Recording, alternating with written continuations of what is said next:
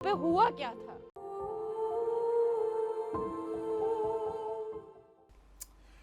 नमस्कार, मैं हूं ललित खजूरिया। चुनावों के इस शोर में एक दर्द अचानक से उभर कर आता है और फिर वो दर्द जो है वो हमें 16 साल पीछे ले जाता है कि आज से 16 साल पहले किस तरह से यहाँ पर बर्बरता हुई थी, किस तरह से भूमि आंदोलन जो था वो यहाँ पर शुरू हुआ और किस तरह से पुलिस की तरफ से, सरकार की तरफ से हैवानियत जो थी वो देखने को मिली। ये दर्द 16 साल के बाद फिर जागा है और इस दर्द ने फिर से लोगों के जहन में एक सवाल खड़ा कर दिया है कि आखिर उन लोगों का कसूर क्या था। सिर्फ जमीन तो मांगी थी। और आपको याद होगा कि उस जमीन के आंदोलन में, भूमि आंदोलन में, बम बम बोले के आंदोलन में कुलदीप वर्मा जी, याद होगा आपको कि किस तरह से उन्होंने अपनी प्राणों का बलिदान दिया और फिर वो जो आंदोलन था वो आगे बढ़ता गया। लेकिन जिस तरह से मैंने शुरुआत में कहा कि बर्बरता, हैवानियत वहाँ तक नहीं रुकी और वो बर्बरता तब देखने को मिली जब प्रशासन ने यह फैसला किया कि शहीद कुलदीप वर्मा जी के अंतिम संस्कार जो है वो जल्द से जल्द करना है। इन चुनावों में एक बार फिर मैं कह रहा हूं, उस घटनाक्रम को लोग याद कर रहे हैं क्योंकि दो प्रत्याशी ऐसे हैं जिन पर आरोप है कि इनकी वजह से हुआ। शिल्पी वर्मा जी हमारे साथ हैं, उन्हीं से हम बातचीत करेंगे और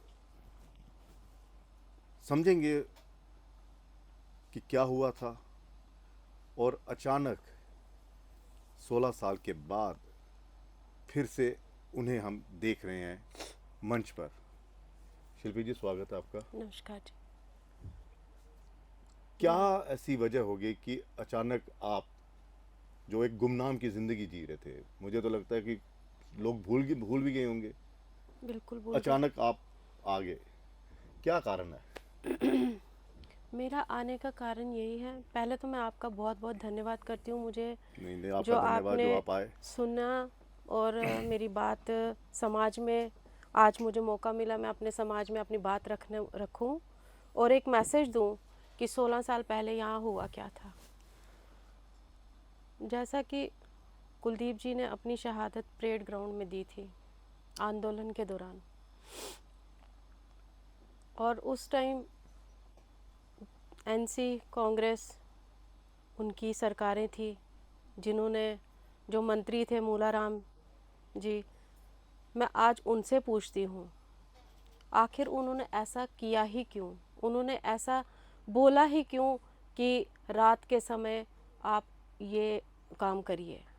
एक तो हमने, मेरे हस्बैंड ने देश के लिए शहादत दी, देश के लिए, जम्मू के डोगरों के लिए शहादत दी, उस अमरनाथ भूमि के लिए शहादत दी, और फिर ऐसी दृढ़ता उनके साथ की गई, ये ऐसी हालत की गई, ये कोई देखने के मतलब अब कोई भी भी हम देखेगा, कोई भी देखेगा और ये सोचेगा कि मैं अपने से ना तो कहानी बना रही हूँ। यहाँ ललित जी बैठे ये भली भांति जानते हैं, क्योंकि उस वक्त भी ललित जी या बाकी मीडिया वाले सबको मालूम है कि उस वक्त हुआ क्या था। क्या हुआ क्या था, मतलब आप इस, देखिए सवाल तो उठने ही है ना कि अचानक चुनाव आए और आप सामने आ गए। क्या ये एक आप मतलब ये है कि जिस तरह से आज़ाद उम्मीदवार मोहनलाल कैद जी जो हैं वो लड़ रहे हैं और साथ में मुल्ला राम जी कांग्रेस की तरफ से, क्या यही वजह है कि ये मर्द से चुनाव लड़ रहे हैं इसलिए आपको यहाँ पर सामने आना पड़ा? बिल्कुल, मेरा दर्द जो आज है मेरे से बर्दाश्त नहीं हुआ और मैं सामने आई। 16 साल हो गए, ये दर्द जो मेरे अंदर था, आज मुझे भी मौका मिला समाज के आगे ये बात रखने के लिए कि ऐसे देशद्रोहियों को, ऐसे राक्षसों को अगर आप समाज में लाते हैं, क्या आप मेरे जैसा हाल आपका भी हो? क्या आप चाहते हैं कि हमारे जैसा, हमारे परिवारों ने जो आज तक झेला है आगे भी ऐसा ही चलता रहे? मैं तो कतई नहीं कहूँगी कि ऐसा आगे ऐसे मंत्रियों को तो बिल्कुल भी आना नहीं चाहिए सामने, जिन्होंने ये बर्बरता की थी। हुआ क्या था बताइए, किस तरह से आपको क्या लगता है, इनका क्या था रोल? कुलदीप जी जज्बाती थे और देशभक्ति के लिए बहुत मतलब उनकी देशभक्ति थी उनको। जब उन्होंने टीवी देखा और उस पे दिखा रहे थे कि यही कांग्रेस और एनसी ने बोला था, इन्हीं के लीडर्स थे, और उन्होंने बोला था हम इन डोगरों को 1 इंच ज़मीन नहीं याद देंगे। होगा कि वो उमर अब्दुल्ला ने टेबल बिल्कुल थपथपा कहा के था, वो कहा था बिल्कुल कि कहा था, 1 इंच जमीन जमीन दी नहीं जाएगी। देंगे इन डोगरों को। देखते हैं कैसे आते हैं ये यहाँ पे मत्था टेकने के लिए। और आज ऐसा नहीं है, जब से मोदी जी है तब से तो कितनी यात्राएं खुल गई, और उसके लिए मेरे पति को शहादत देनी पड़ी, मेरे पति के साथ साथ और 12 लोगों को और शहादत देनी पड़ी, तब जाके हमें वो ज़मीन प्राप्त हुई। लेकिन मेरा सवाल ये है कि ये जो 2 कैंडिडेट हैं, इनके प्रति आपका क्या गुस्सा है? इनके प्रति मेरा ये गुस्सा है, आखिर इन्होंने वर्दी की आड़ में, वो तो मंत्री था, उसने ऑर्डर दिया और इसने अपनी वर्दी की आड़ में ये काम किया। और किया ही क्यों? वर्दी का इतना रौब दिखाया और वर्दी की आड़ में पहले इंसानियत भूल गया। पहले तो ये इंसानियत ही भूल गया कि मुझे ये काम करना चाहिए। ये ऐसा दृश्य आप देख सकते हैं, मेरे पास है ऐसा दृश्य, ये मतलब इसको करना चाहिए था। इसमें सिर्फ महिलाएं हैं, हैवानियत शराब से जलाया गया, शराब से जलाया गया। और ये देख सकते हैं आप, ये बिश्ना क्या सारा है, जो रात के 2:30 बजे हमें परेड ग्राउंड से उठा करके कपड़े फाड़े गए हमारे महिलाओं के, हमारे बच्चे थे छोटे छोटे बीच में। और उसमें क्या ये देखिए आप, मैं अपने से तो कुछ नहीं बना रही हूँ ना, ये आप डेट भी पढ़ सकते हैं, ये उस वक्त का अखबार 23 है, जुलाई 2008। 2008 23 जुलाई, ये देख सकते हैं, ये आप अच्छे से देख सकते हैं हमारे साथ हुआ क्या था। ये हम आज तक बर्दाश्त नहीं कर, आज मुझे मौका मिला क्योंकि मेरे से ये बर्दाश्त नहीं हो रहा था कि ये बंदे, ऐसे लोग समाज में सामने क्यों आए और कैसे आए। मैं जम्मू वासियों को यही कहना चाहूँगी कि ऐसे लोगों को कतई सामने मत आने दीजिए। शिल्पी जी, ये कौन है? ये आपके बेटे हैं? ये मेरे बेटे हैं और ये उस मेरी वक्त बेटी। ये 23 जुलाई का, ये जब उन्हें 23 जुलाई का है, ये मेरी बेटी है, ये मेरा बेटा है। और आप देख सकते हैं, जब हमें कुलदीप जी का पता चला था, और आप ही के माध्यम से हमें पता चला था, मीडिया के ही माध्यम से हमें पता चला था कि कुलदीप वर्मा जी जो है, थोड़ा ठीक। ये देखिए। अच्छा, मुझे बताइए, उस 23 जुलाई को जिस तरह से ये जो आपने कटिंग्स ये पूरी ये बता रही हैं कि शव को ज़बरदस्ती जलाया गया, हेडलाइंस भी हैं, हुआ क्या था? मतलब आप यहाँ पे थे सब, आप कहाँ थे? मैं अपने घर पे थी। ये मैंने आपको घर का दिखाया है, ये मेरे घर का है। जब मुझे पता चला था और मुझे वहाँ से ले जाया गया, कुछ परिवार अपना आया, परिवार के लोगों को पता चल गया, क्योंकि ये तो नेशनल न्यूज़ बन गई थी उस वक्त, ये तो लाइव चल रहा था उस वक्त, ये लाइव चल रहा था ललित जी उस टाइम। आपको पता ही होगा। तो उसी के माध्यम से जब मुझे पता चला, मुझे परेड ग्राउंड ले जाया गया, और जब मैं परेड ग्राउंड में पहुंचती हूं तो मैं अपने शहीद कुलदीप वर्मा जी को देखती हूं कि ऐसे पड़े हुए हैं उनकी। तो ये कहाँ का है? ये बिश्ना का है, ये बिश्ना का है। रात के समय 2:30 बजे का समय था। ये बिल्कुल अंतिम संस्कार जो बिल्कुल 2:30 बजे का समय है, ये बिश्ना का है।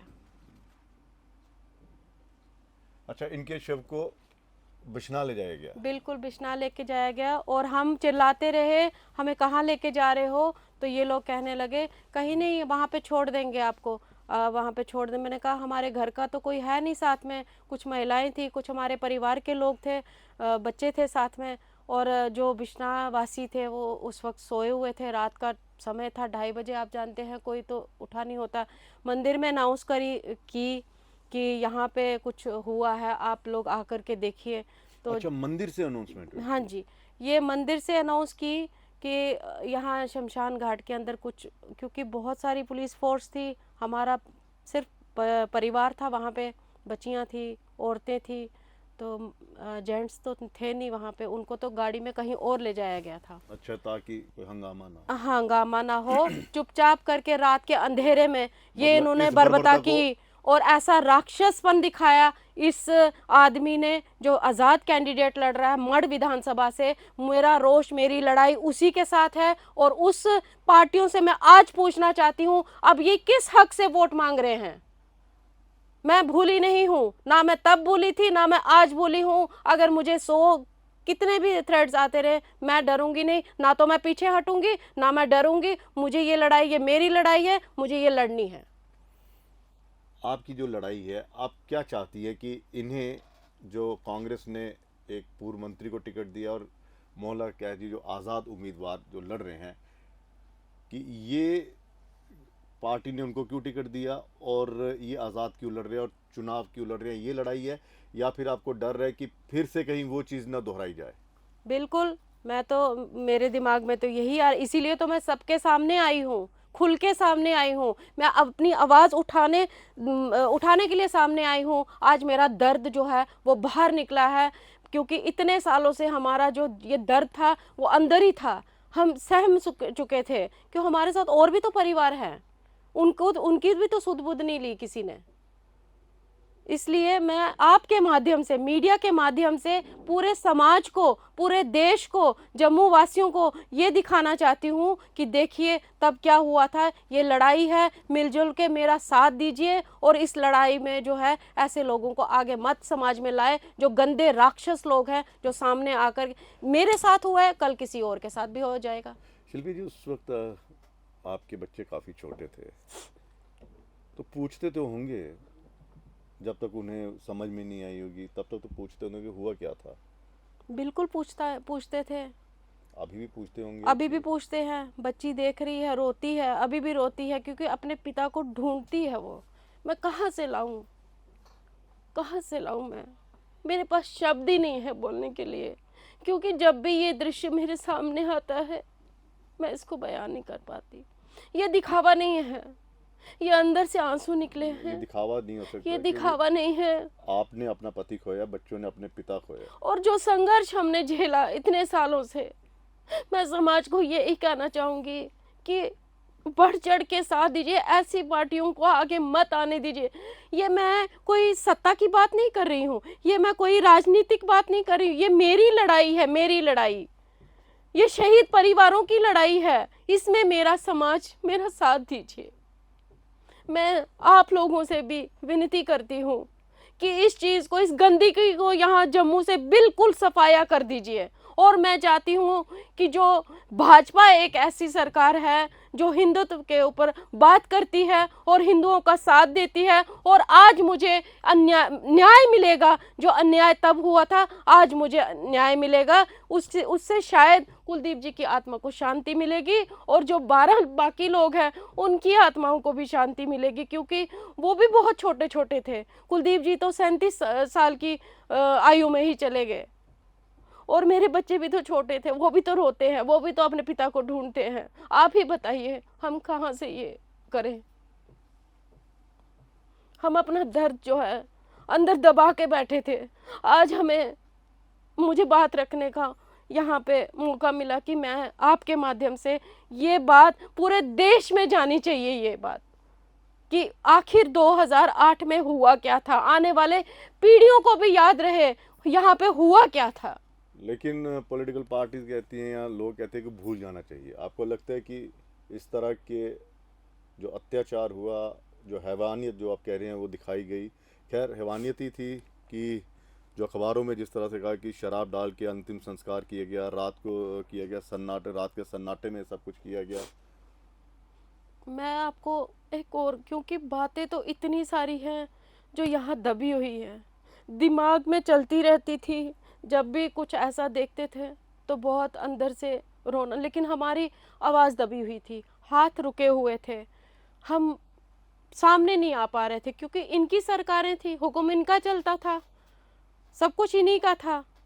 तो इस वजह से जब उस ट्रक में रात के समय 2:30 बजे उस ट्रक में शव को रखा गया, हमें तो बस में बिठाया गया, आपको तो शायद पता ही होगा, हमें बसों में ले जाया गया और बीच में सारे पुलिस वाले थे, इधर भी महिलाएं, जो ट्रक में कुलदीप जी का शव रखा हुआ था, वहाँ पे हमारे फैमिली का एक बंदा आगे बैठा हुआ था और वहाँ पे पुलिस वाले फ़ोन पे बात करे। ये सच्चाई है ललित जी, ये बिल्कुल नहीं नहीं, सच्चाई झूठ है, क्यों बोलोगे, ये क्यों झूठ बिल्कुल बोलोगे सच्चाई आप? है। वो बात कर रहे थे फ़ोन पे, टायर पहुँच गए और पुलिस चौकी में उन्होंने बिश्नाह की पुलिस चौकी में फ़ोन किया और बोला कि टायर पहुँच गए वहाँ पे, हाँ इंतज़ाम हो गया है। ये बात उसने सुन ली, लेकिन उसको अपनी जान का डर था, अगर मैं कुछ बोला मुझे यहीं पे मार देंगे, जैसे कुलदीप जी का हाल हुआ। कहीं मैं भी, वो अकेला था, वो घर का ही बंदा था, लेकिन जब उसने बताया तो मेरे यहाँ सीने से इतना दर्द हो, क्योंकि हम कर नहीं पा रहे थे उस टाइम। रात के समय हम कर भी क्या लेते, कितनी लड़ाई कर ले, इतनी फोर्स थी वहाँ पे, कितनी लड़ाई कर लेते हम।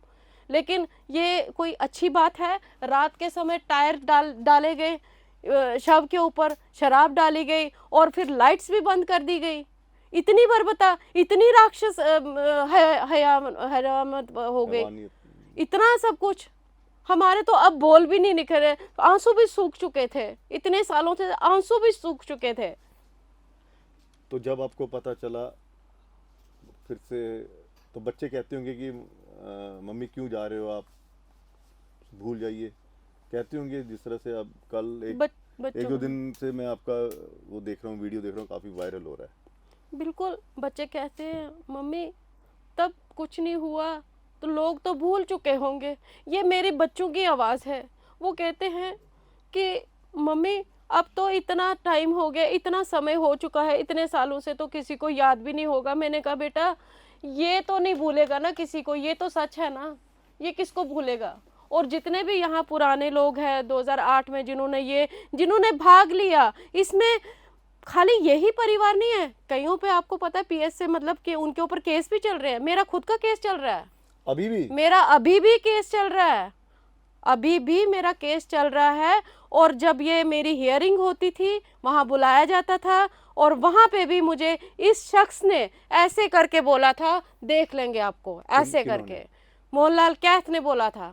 मेरी हियरिंग चल रही थी, जज साहब ओपी शर्मा जी बैठे हुए थे, मैं नाम लूँगी उनका क्योंकि वो एक सामाजिक अच्छे इंसान थे। उन्होंने बोला, ये मैंने वहीं पे बोला, मैं कहा सर देखिए मुझे यहीं पे धमकी दे रहा है, यहीं पे आपके सामने। और उन्होंने उनको खड़ा किया और बोला कुछ तो शर्म कर लो, कुछ तो शर्म कर लो, हमें पूरे समाज को पता आपने क्या किया।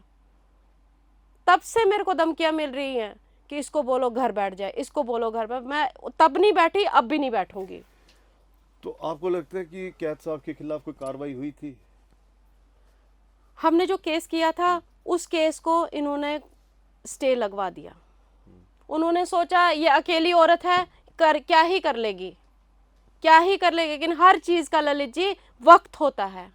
आज वो वक्त आ चुका, आज मेरी लड़ाई है, मुझे इंसाफ चाहिए। तब से ये केस चल रहा है। जम्मू वासियों को याद होगा, यहाँ पे काफी लोग थे जिनके ऊपर ये केस लगे, अभी तक वो भी चल रहे हैं। ट्रांसपोर्टर से उनका नुकसान हुआ, बिजनेसमैन का नुकसान हुआ, क्योंकि 63 दिन जम्मू जला था, 63 दिन 3 महीने जम्मू बंद रहा था, उस वजह से जम्मू को काफी नुकसान हुआ था। हमने तो अपने घर के सदस्य खोए, लेकिन कईयों को नुकसान भी हुआ था। अभी अब जब आप वहाँ मठ में गए, लोगों से जब मुलाकात हुई है, तो ये पानी पी लीजिए। मेरे पास शब्द भी नहीं है अब। पी लीजिए पानी।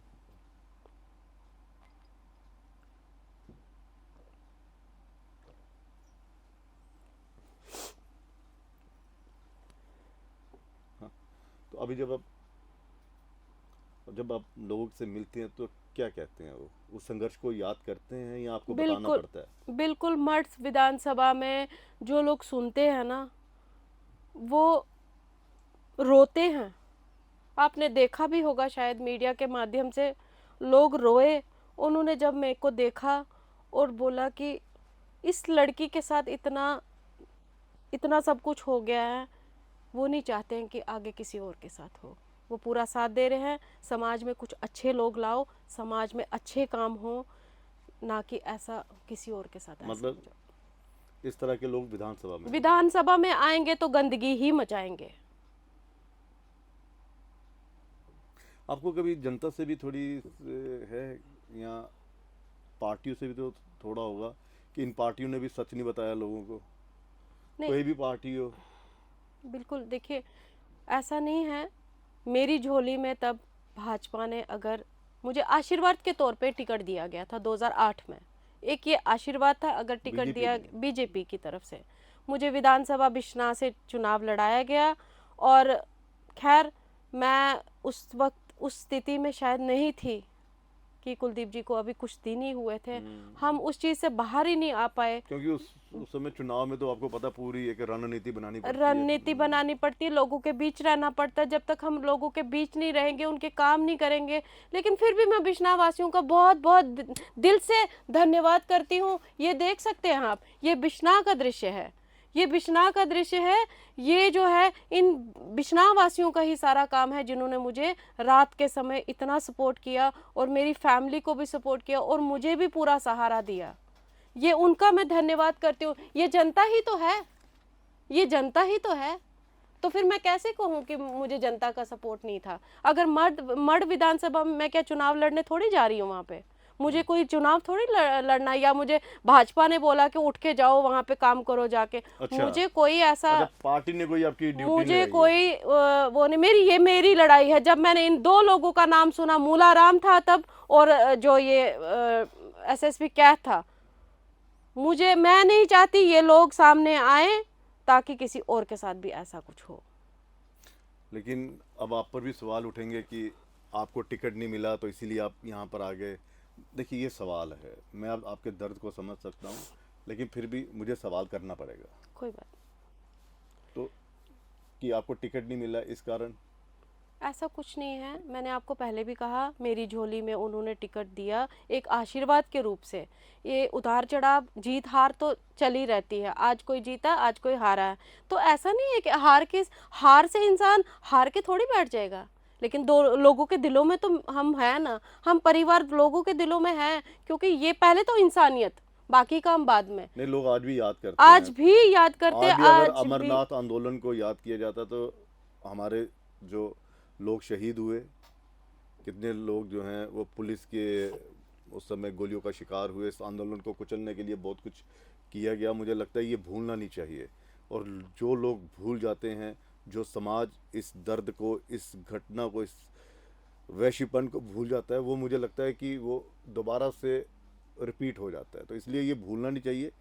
लेकिन उस आंदोलन में कुलदीप वर्मा जी को सबसे पहले याद किया जाता है कि उन्हीं की जीवन की आहुति ने उस यज्ञ को जो था वो सफल किया था। बिल्कुल, आपकी बात बिल्कुल सही है। ये यज्ञ चल रहा था, एक 3 महीने का यज्ञ चल रहा था, जिसमें कुलदीप जी ने, और आपने शायद उनकी कविता भी पढ़ी होगी, उनकी कविता भी है। उन्होंने कहा, कुछ चीज़ों के लिए अपनी शहादतें देनी पड़ती हैं, और जिस दिन ये भूमि मिलेगी मुझे भी थोड़ा सा याद कर लीजिएगा। शायद मैं बम बम बोले के पास बैठा हूँगा, तो अभी तक उनकी आत्मा को शांति नहीं मिली है, जब तक हमें इंसाफ नहीं मिलेगा। और मैं जनता से यही कहती हूँ, मैं कोई चुनाव प्रचार के लिए नहीं निकली हूँ, मैं कोई राजनीति के लिए नहीं निकली हूँ। ये मेरी लड़ाई है, मेरी लड़ाई में मेरा साथ दीजिए। और जब तक आप साथ नहीं देंगे, 2008 में एकजुट हुए थे, आज भी एकजुट होकर के ऐसी गंदी सरकारों को सामने मत लाइए।